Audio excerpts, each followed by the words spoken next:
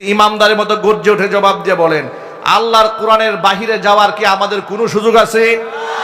কোরআন যাকে হালাল বলেছে তা হালাল হিসেবে গণ্য করতে হবে, কোরআন যা হারাম বলেছে সেটা হারাম হিসেবে মান্য করতে হবে। দেখুন, এই যে উলামারা আজকে মাহফিলের ইসলামী সম্মেলন আয়োজন করেছেন, অথচ বিগত 16 বছরে স্বৈরাচারের আমলে এই দেশে, মুসলিম অধ্যুষিত এই দেশে সবচাইতে বেশি নির্যাতিত হয়েছে উলামায়ে কেরাম।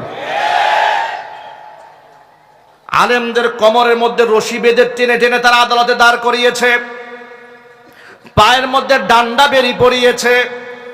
কয়েকদিন আগে দেখলাম এক কুখ্যাত নেতা, সে আদালত কর্তৃপক্ষকে বলেছে, আমরা 3-4 বারের এমপি ছিলাম, এই জন্য হাতের মধ্যে হ্যান্ডকাপ লাগালে আমাদের প্রেস্টিজ ইস্যু হয়ে দাঁড়ায়, আমাদের ইজ্জত সম্মান নষ্ট হয়। ওই ইজ্জত আলীর নাম নৌ পরিবহন মন্ত্রী, ঠিক কিনা বলেন?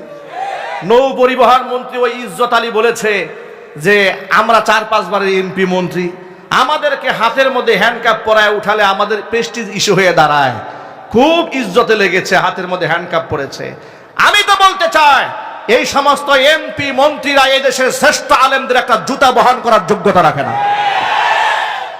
অথচ সেই সমস্ত আলেম যাদের চেহারা দেখা মানুষ ইবাদত মনে করে, যাদের হাতকে স্পর্শ করতে পারলে নিজেকে ধন্য মনে করে, হাতকে চুম্বন করতে পারলে গর্ববোধ করে, তাদের জন্য চোখের পানি ছাড়ে, এই সমস্ত আলেমদেরকে এমন ভাবে ডান্ডা বেরি পরিয়ে আদালতে উঠানো হয়েছে, মনে হতো এদের চাইতে গুন্ডা সন্ত্রাস আর নাই। এমন বেয়াদবি যারা করেছে তাদের পায়ে শুধু ডান্ডা বেরি কেন, এর থেকে নিকৃষ্ট শাস্তি হওয়া দরকার। কথা বলেন ঠিক কিনা বলে?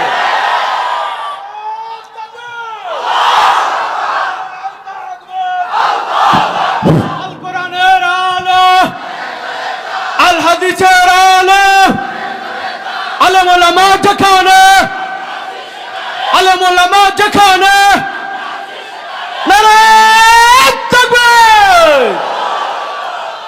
আলেমদেরকে মানুষ কত ভালোবাসে। করোনাকালীন সময়, ফুল লকডাউনের সময়ে আলেম মারা গেছে, জানাজার নামাজ পড়ার জন্য লাখো মানুষ ময়দানে জমা হয়ে গেছে, ঠিক কিনা বলেন? বরং লকডাউনের সময় তো এমন হয়েছে, স্বামী মারা গেছে, স্ত্রী দেখতে আসে না, বাবা মারা গেছে, সন্তান লাশ ছয় না, ঠিক না বে ঠিক? ওই সময় জুবায়ের আহমদ আনসারী রহমাতুল্লাহি আলাইহি মারা গেলেন, জানাজার নামাজে লাখো মানুষের ঢল নামলো, টেলিভিশনে আলেমদের সমালোচনা করা হলো, বলা হলো সব মৌলবাদী দেশটাকে শেষ করে দিয়েছে। ভাইরা আমার, তোমাদের জানাজার মধ্যে টর্চ লাইট দিয়া লোক খুঁজে পাও না, আর আলেমদের জানাজার নামাজের মধ্যে পুলিশ দিয়া বাধা দিয়াও লোক ঠেকায় রাখতে পারো না। পার্থক্য তো এখানে। শহীদ আল্লামা দেলওয়ার হোসেন সাঈদী রহমাতুল্লাহি আলাইহি জানাজার নামাজটা ঢাকা শহরে পড়ার জন্য আপামর জনসাধারণ চোখের পানি ফেলেছে। উনি তো শুধুমাত্র একটা জামাত ইসলামের নেতাই ছিলেন না, উনি তো একজন বড় আলেম ছিলেন, একজন বক্তা ছিলেন, একজন দায়ী ছিলেন। তার ওয়াজ শুনে নাই, সে হোক আওয়ামী লীগ, হোক বিএনপি, হোক জামাত, হোক জাতীয় পার্টি, এদেশের কোটি কোটি মানুষ সাঈদী সাহেবের ওয়াজ শুনেছে। এমন একজন সম্মানিত লোককে তোমরা জানাজা পর্যন্ত পড়তে দাও নাই, ইতিহাস আমরা ভুলে যাই না। আমার মতো লোককে তোমরা গাজীপুরের মাহফিল মঞ্চ থেকে নামিয়ে ককটেল মামলা দিয়ে 1 নাম্বার আসামি, বিএনপির মামলার আমাকে দিয়ে, হাসান সরকারকে 7 নাম্বার আসামি দিয়ে আমার 1 নাম্বার দিয়ে আদালতে তোমরা তুলেছিলে। মামলা দিয়েছিল, আমার পকেটের মধ্যে 16টা ককটেল পাওয়া গেছে। তোমরা আমাদের হাতে গরুর রশি দেয়া বেঁধে আমাদেরকে কোর্টে হাজির করেছিলে, ইতিহাস আমরা ভুলে যাই নাই। বিনা নোটিশে তোমরা আমাদের মসজিদ থেকে তাড়িয়ে দিয়েছিলে, ইতিহাস ভুলে যায় নাই। আগামীর ভবিষ্যতে আলেম ওলামাদের সাথে এখনো আচরণ যারা করবে, গোটা উম্মতে মুসলিমা তাদের বিরুদ্ধে জিহাদের ঘোষণা দিয়ে প্রস্তুত থাকতে হবে। নারায়ে তাকবীর, নারায়ে তাকবীর, নারায়ে তাকবীর। আলেম ওলামা যেখানে, আমরা আছি সেখানে, নাস্তিকরা যেখানে, আমরা সেই সেখানে।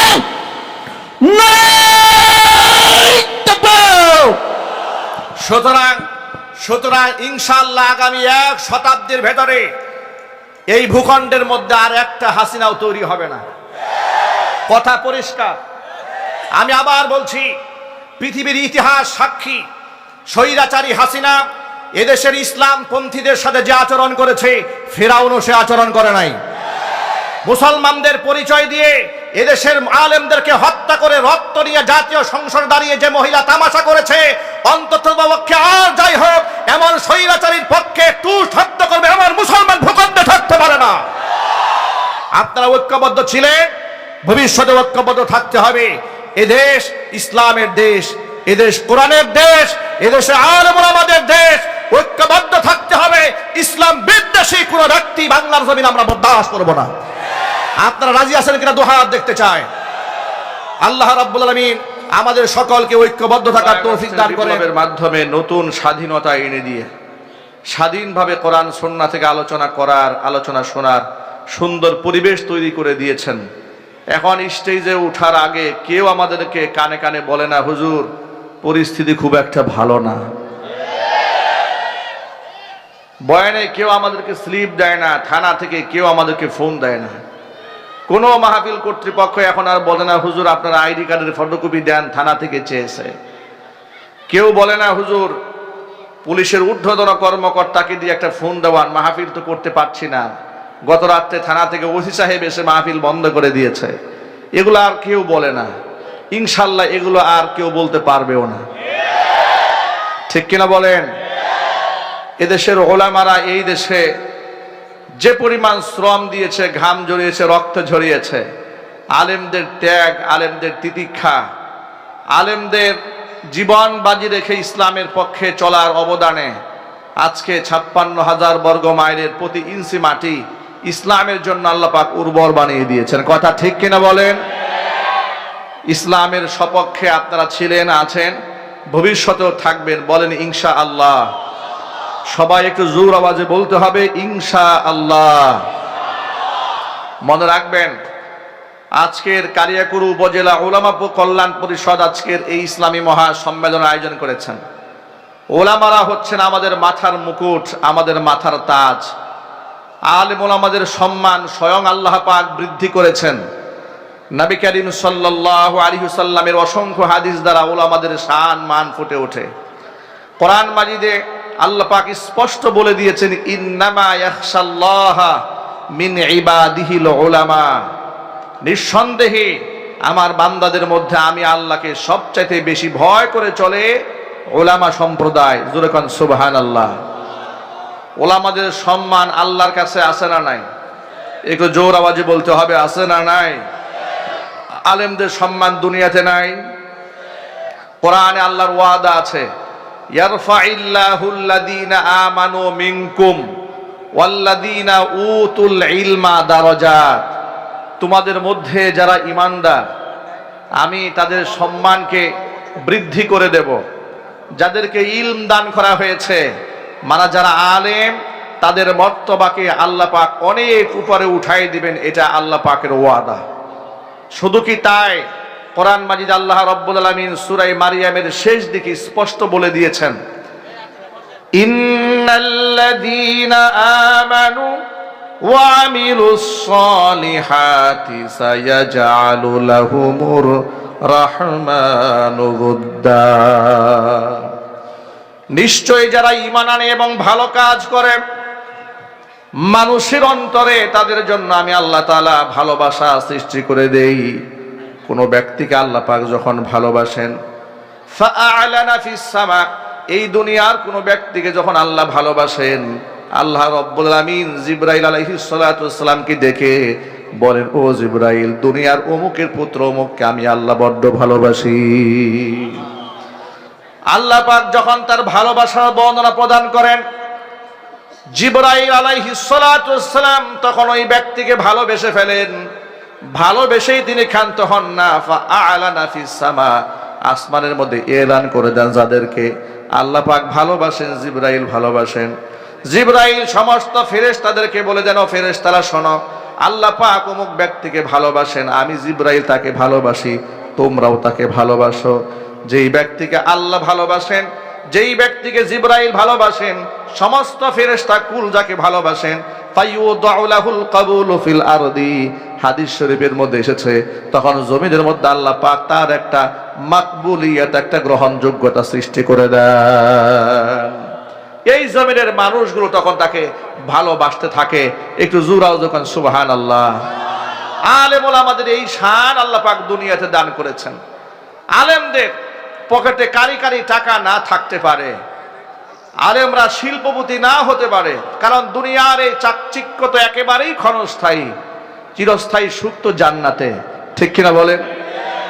দুনিয়ার সফলতা মূল সফলতা নয়, দুনিয়ার ক্ষমতাও মূল ক্ষমতা নয়, দুনিয়ার সম্পদ মূল সম্পদ নয়, দুনিয়ার এই বিশাল অর্জন মূল অর্জন নয়। দুনিয়াতে doctor, engineer, lawyer, barrister, professor, বড় আলেম, মুফতি, মুহাদ্দিস, বড় বক্তা হয়ে যাওয়া মূল চাবিকাঠি নয়। আল্লাহর কসম এটা মূল সফলতা নয়। আজকে আমার বয়ান শোনার জন্য হাজার মানুষ জমা হয়ে যায়, আল্লাহর কসম এটা মূল সফলতা নয়। মূল সফলতা কোনটা? মূল সফলতা হচ্ছে আল্লাহ পাক স্পষ্ট বলে দিয়েছেন, কুল্লু নাফসিন দায়িকাতুল মাউত ওয়া ইন্নামা তুওয়াফাউনা উজুরাকুম ইয়াওমাল কিয়ামাহ ফামান যুহজিহা আনিন নারি ওয়া উদখিলাল জান্নাতা ফাকাদ ফাজ। প্রতিটা প্রাণীকে মৃত্যুর স্বাদ আস্বাদন করতে হবে। দুনিয়া থেকে তার মৃত্যু হয়ে যাওয়ার পর যেই ব্যক্তিকে জাহান্নামের আগুন থেকে মুক্ত করে জান্নাতে ঢুকায় দেওয়া হবে, আল্লাহ পাক বলেন ওই ব্যক্তি সফল। জোরে জোরে বলেন সুবহানাল্লাহ। দুনিয়ার সফলতা মূল সফলতা নয়, দুনিয়ার অর্জন মূল অর্জন নয়। মূল অর্জন হচ্ছে আখিরাতের অর্জন। আল্লাহ পাক যদি কিয়ামতের দিন বলেন যে আমি তোরে মাফ করে দিলাম, আমি তোকে জান্নাত দিয়ে দিলাম, এর চেয়ে বড় সফলতা আর কিছু হতে পারে না।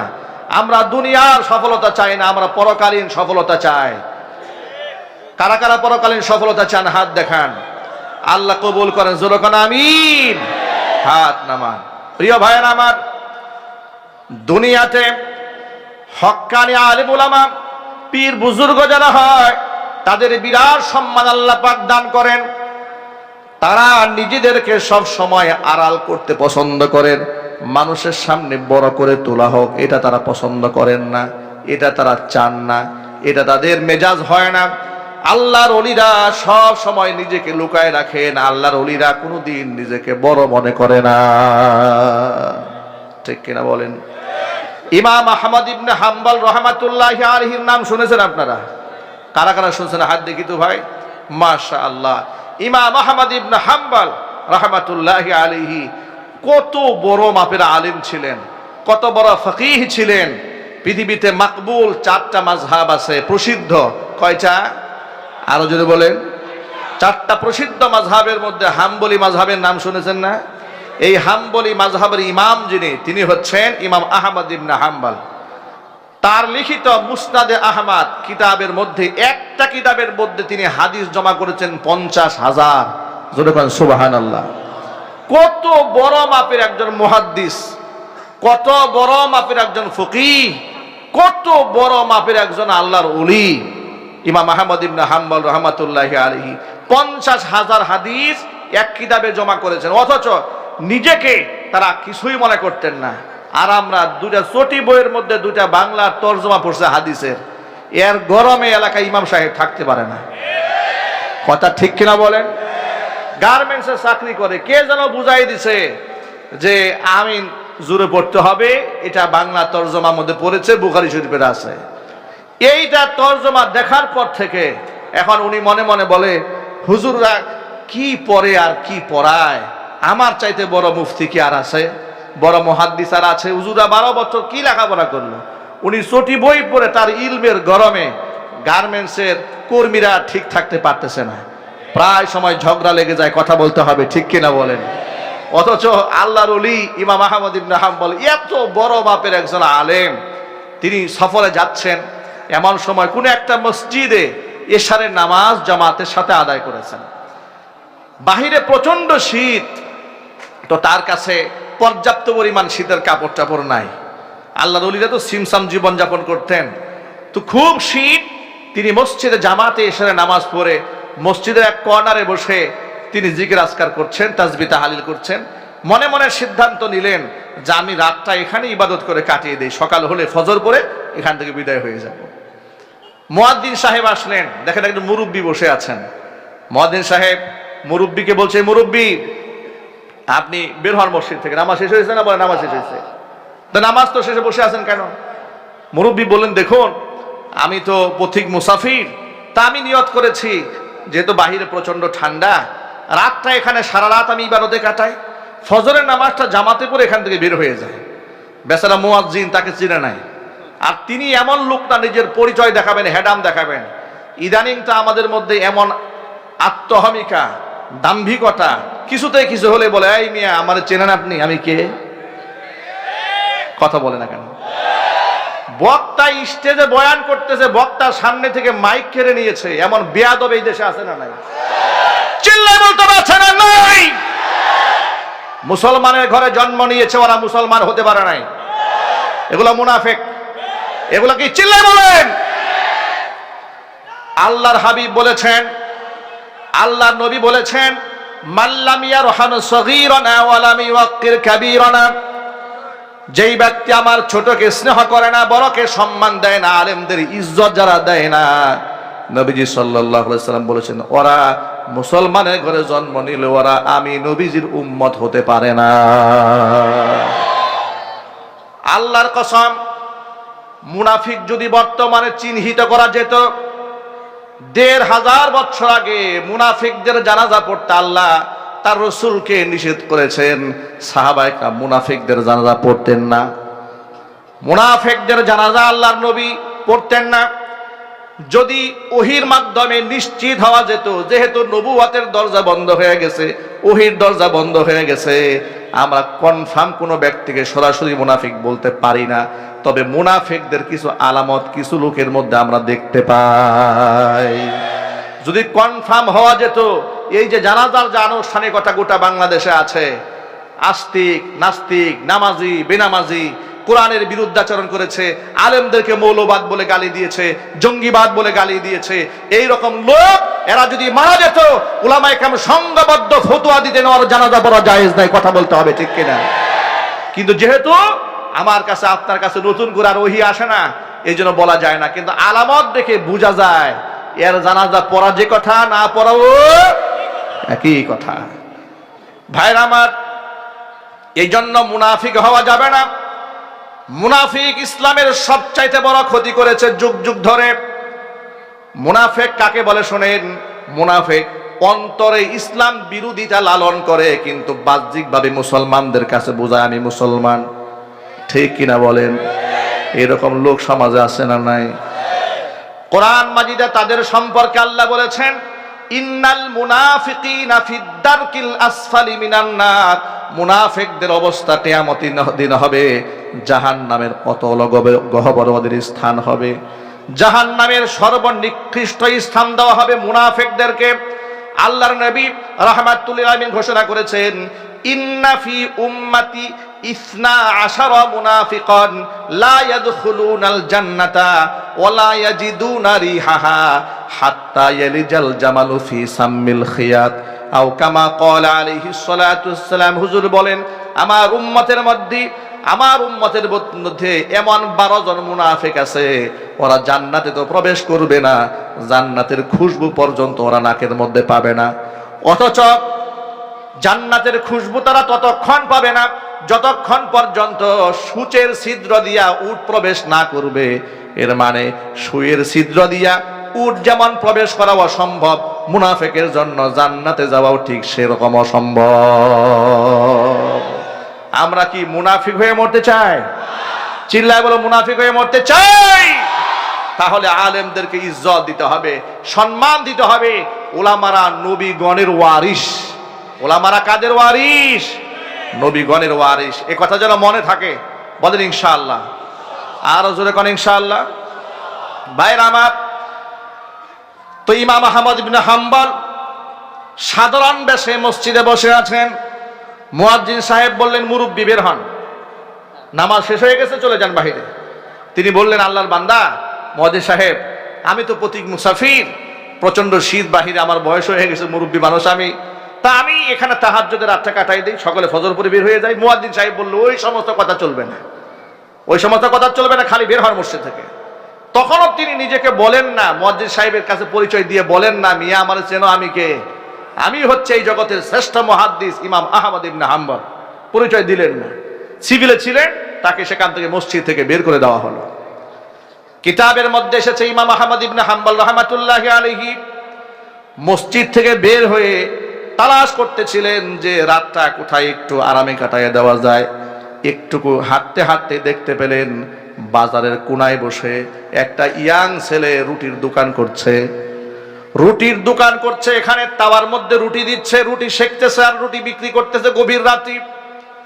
আহমদ ইবনে হাম্বল রাহমাতুল্লাহি আলাইহি ওই ইয়াং দোকানদারের পাশে গিয়া বসলেন, পাশে গিয়া বলছেন, ও দোকানদার, তোমার তাওয়ার মধ্যে রুটি সেকতেছো, আমি যদি পাশে বসে একটু কাছ থেকে তাপ গ্রহণ করি, তোমার কোনো আপত্তি আছে?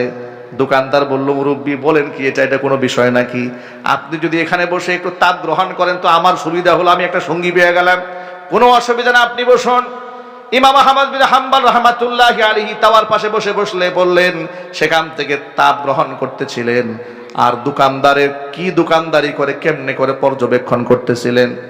তিনি দেখতে পেলেন এই ইয়াং দোকানদার তাওয়ার মধ্যে যখন রুটি দেয় তখন বলে আস্তাগফিরুল্লাহ, আবার তাওয়া থেকে রুটি যখন উপরে উঠায় বলে আস্তাগফিরুল্লাহ, কাস্টমারের হাতে রুটি যখন দেয় বলে আস্তাগফিরুল্লাহ, টাকা যখন গ্রহণ করে বলে আস্তাগফিরুল্লাহ।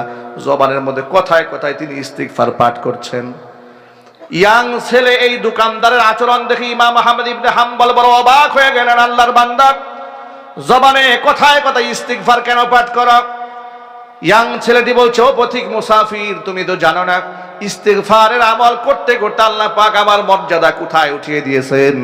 এই জবান থেকে যে দুয়াই করি না কেন, দোয়া করতে দেরি হয়, আল্লাহর কাছে কবুল হতে দেরি হয় না। আল্লাহ তাআলা আমাকে মুস্তাজাব দাওয়া বানিয়ে দিয়েছেন। এই জন্য আমার সকল ভাইদের প্রতি উদাত্ত আহ্বান, জবানে বেশি বেশি ইস্তিগফার জারি রাখবেন। আস্তাগফিরুল্লাহ আস্তাগফিরুল্লাহ, লা হাওলা ওয়ালা কুওয়াতা ইল্লা বিল্লাহ সব সময় পড়বেন।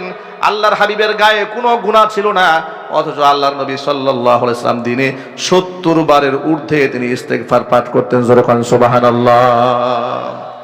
ইয়াং এই দোকানদারের কথা শুনে ইমাম আহমদ ইবনে হাম্বল বড় হতবাক হয়ে গেলেন। যাহারে কি ফিতনার জামানা, যেখানে দোকানদাররা মিথ্যা কথা বলে, 2 নাম্বার জিনিসকে 1 নাম্বার জিনিসের কথা বলে বিক্রি করে, ওজনে কম দেয়, খাদ্যে ভেজাল দেয়। রমজান আসলে তো বর্তমানে আমাদের বাংলাদেশের ব্যবসায়ীদের অবস্থা দেখলে মনে হয় এগুলা সব নরেন্দ্র মোদীর নাতিপুতি। কথা ঠিক কিনা বলেন? আচরণ দেখে মনে হয় না মুসলমান। কৃত্রিম ক্রাইসিস তৈরি করে, খাদ্যদ্রব্য গুদামজাত করে কৃত্রিম ক্রাইসিস তৈরি করে বুটের দাম বাড়িয়ে দেয়, তেলের দাম বাড়িয়ে দেয়, পেঁয়াজের দাম বাড়িয়ে দেয়, খেজুরের দাম বাড়িয়ে দেয়। কথা বলতে হবে ঠিক কিনা? গোটা দুনিয়ার অন্যান্য মুসলিম দেশে, দুবাইয়ে, কাতারে, সৌদি আরবে, যার এমনকি অমুসলিম দেশ জার্মানি পর্যন্ত রমজান মাসে দেখেছি যে তারা সেখানে দ্রব্যমূল্য মুসলিমদের জন্য কমিয়ে দিয়েছে। একমাত্র আশ্চর্য দেশ মুসলমানদের দেশ বাংলাদেশ, যে দেশে রমজান মাসে দ্রব্যমূল্য বাড়িয়ে দেওয়া হয়। আমি সকল ভাইদেরকে বলছি, এই ক্ষেত্রে আমাদেরও দোষ আছে। সেই দোষটা কি জানেন? রমজান এসেছিল ত্যাগের জন্য, আমরা ত্যাগের মাস না বানিয়ে ভোগের মাস বানিয়েছি। 11 মাস এই খানা খাই না, জন্মের খানা রমজান মাসে খায়। ঠিক কিনা বলেন?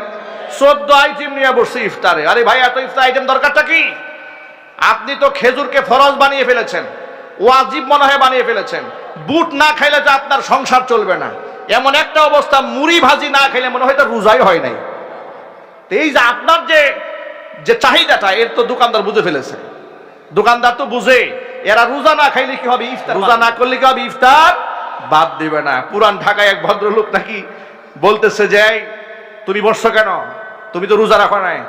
কয়, মিয়া সাহেব রোজা রাখি নাই তো কবিরা গুনাহ একটা করছি, এখন ইফতার না খাই রাখি কাফির হবো নাকি? এখন আমি কোন ইফতার খেয়ে ফেলবে। দেখবেন বেরোজাদারের ইফতারের জ্বালায় রোজাদার ইফতার খাবার সুযোগ পায় না। প্রিয় ভাইরা, এজন্য সকল ভাইদেরকে বলছি, দেখুন নবী করিম সাল্লাল্লাহু আলাইহি ওয়াসাল্লাম বলেছেন, ইউহশারুত তুজ্জারু ইয়াউমাল কিয়ামাতি ফুজ্জারান, ব্যবসায়ীদেরকে কিয়ামতের দিন পাপিষ্ঠদের কাতারে দাঁড় করে দেওয়া হবে। চিৎকার দেখো নাউজুবিল্লাহ।